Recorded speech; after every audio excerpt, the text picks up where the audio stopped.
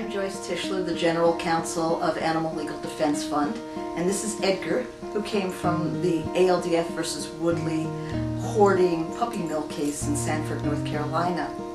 When I first met Edgar, he was a mess. He had rotted teeth in his mouth, about half his mouth was rotted teeth, living in close confinement, living in his own excrement. He was very shy, didn't know people. His eyes were rather vacant and scared looking.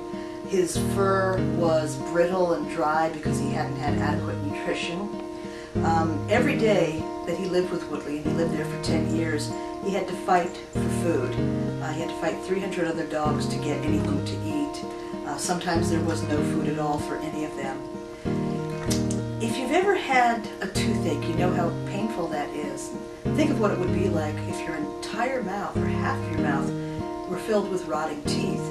Almost all of the dogs we rescued from the Woodley puppy mill had rotting teeth, significant rotting teeth, eye problems, untreated cancers, untreated broken bones.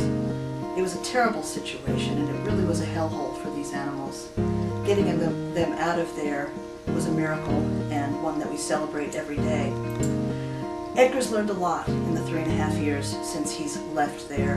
He's learned how to walk on a leash, how to walk upstairs, how to sit. He's learned that food comes to him as a matter of right every day, and cookies come to him.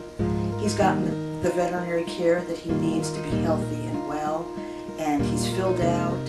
His fur is now shiny and filled in and no longer brittle, it's soft.